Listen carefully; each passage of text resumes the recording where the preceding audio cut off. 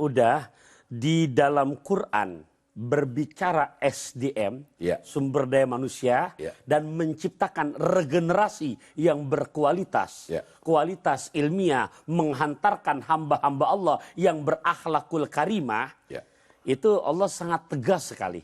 Di surat keempat, juz keempat, ayat ke-9. 9. Nggak usah dijelaskan karena kita cuma berdua. Kita sama-sama udah tahu bahwa pemirsanya bukan hanya di Indonesia. Jadi nggak usah disebutin lagi bahwa pemirsa kita ada yang di Sydney, juga ada yang di Kanada, serta di Denada. Itu nggak usah diomongin. Kecuali ada bintang tamu kita kasih tahu. Kalau ini kan kita udah sama-sama tahu. Saya takut kegeeran mengomentar. Nah, maksudnya pemirsa kita disebut itu masih bosan apa enggak gitu? Enggak bosan. Kalau dia bosan ya udah berarti derita penonton gitu. Iya. Oke, dilanjutkan, Ustaz. Iya, durasi loh itu. Iya, kan lumayan setengah menit, ya. Ya, wal yakhshal ladina law taraku min khalfihim dzurriyyatan di'afa khafu 'alaihim falyattaqullah wal yaqulu qaulan sadida. Ya.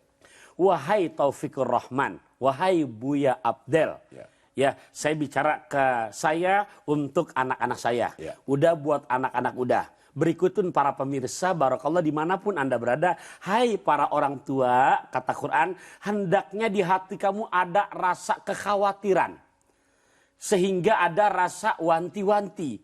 Wanti-wanti bagaimana? Kekhawatiran bagaimana? Sekiranya meninggalkan di belakang mereka, nanti kita sudah tidak ada karena meninggal dunia. Anak kita tampil besar. Anak kita menikah, lantas melahirkan cucu kita. Cucu kita besar, menikah, melahirkan cicit kita. Yang dimana meninggalkan diwarisan di belakang kita, zurriyatan di'afah. Anak cucu yang lemah. Lemah apa tuh maksudnya? Lemah iman. Ya. Karena nggak ngerti agama. Ya. Baca sholat zuhur, lafaz niatnya usolli zuhuri. Baca sholat subuh, usolli subuhi. Ya, berarti lemah. Enggak, ya jangankan mau sholatnya, baca niat udah salah. Gitu. Lemah SDM-nya. Enggak ngerti bagaimana pentingnya pengetahuan umum.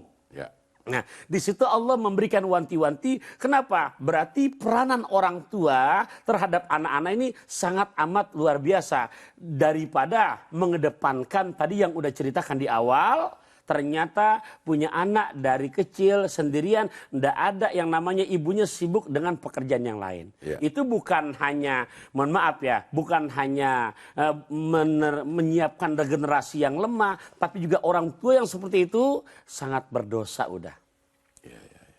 Gak boleh jadi kayak Gak boleh. Tapi kan dunia butuh uang sehingga dia sibuk sendiri gitu. Terus pengetahuan agama itu diserahkan ke orang lain. Itu sama aja nggak, Ustaz? Ya, udah Abdel, ada bahasa orang bijak mengiti, terutama ibu ya. Al-ummahat tarbiyatul ula lil aulad. Ibunda itu madrasah yang pertama untuk anak-anaknya. Ya, saya melihat pelajaran orang-orang tua kita yang terdahulu, yang padahal di rumah tangganya ndak ada yang namanya ngebantuin. Ditinggal wafat sama suaminya. Ya, seorang ibu hanya sebatas kuli jahit. Tapi ditinggalkan oleh suami anak sampai 10 orang. Tapi Masya Allah, semua 10-10-nya sampai untuk status sekolahnya minimal pada S1. Tapi dia tetap bisa membimbing anak-anaknya. Bisa aja sebenarnya kalau mau berarti ya. Nah itu, jadi bicara yang namanya untuk urusan rezeki udah Abdel, apalagi yang namanya anak yatim.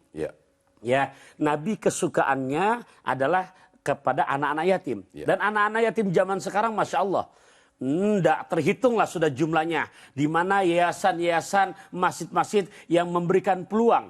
Ustadz juga punya pesantren. Dan Alhamdulillah ada beberapa anak-anak yatim, mereka gelas gratis. Tapi tetap ternyata ada beberapa masjid yang mereka menjadi orang tua angkat.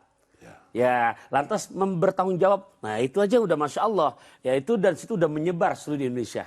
Jadi nggak ada istilahnya orang tua mengedepankan kesibukan pribadinya, akhirnya meninggalkan kewajiban yang lebih urgent untuk mendidik anak-anaknya. Oke, ya. Ini ada pertanyaan dari Instagram dari Asepaza08. Assalamualaikum Ustadz. Waalaikumsalam. Ustadz, saya mempunyai teman yang dari kecil dititipkan kepada kakek neneknya. Karena orang tua sibuk bekerja, sehingga saat dewasa dia lebih dekat kepada kakek neneknya dan tidak mau tinggal bersama orang tuanya. Apakah ada cara agar teman saya bisa dekat kembali dengan orang tuanya? Mohon solusinya Ustaz.